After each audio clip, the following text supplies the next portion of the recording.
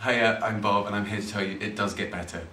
Speaking as myself, as a gay man who struggled with years of internalised homophobia, I can tell you that it is hard, but it does get better.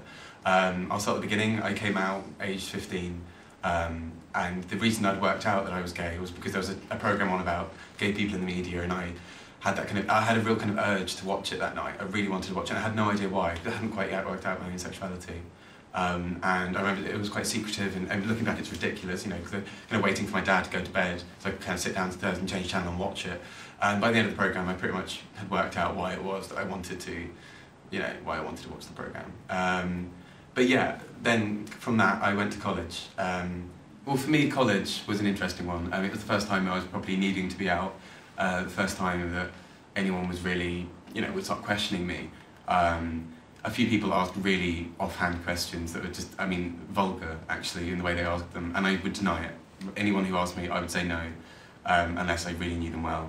But even then, it was always prefaced with, my coming out was always prefaced with, I'm gay, but, I promise I don't like Kylie Minogue, or, I promise I don't like Britney Spears. I felt real kind of pressure within myself. I didn't want to be this kind of gay stereotype. I didn't want to be, what's always portrayed in the media, and because of that, I could never quite be as fully comfortable as I wanted to be. There were also moments where there was one openly gay person at our college, and he sort of received the lion's share of all the questions, really. People would constantly be like, I've heard you're gay, and he'd be like, yeah, and they'd keep on kind of pestering him. They'd question his music choices, which seems bizarre. They would just keep on asking really offhand questions, and I think that kind of sent me further into my own closet. I thought, I can't come out in a situation like this. And it had a bad impact on me. It meant that for years, I kind of, as fine as I was with the whole fancying men thing, I didn't really like the whole idea of being seen as being gay, or how people would react to me, and I was always quite worried about that.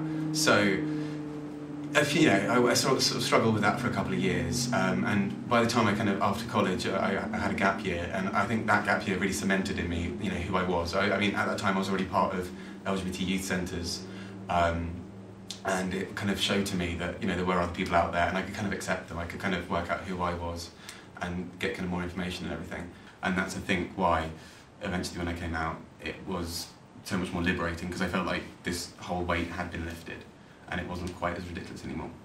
And yeah, so I came to uni, and I'm loving it here. I'm in my third year now, and I just feel so much more comfortable in who I am. I'm doing loads of stuff with LGBT on campus and just around York itself. I started working with Yorkshire Mesmac, a local LGBT charity, and I started working with Stonewall over the summer, and I'm now doing my own campaign to try and challenge homophobia in schools.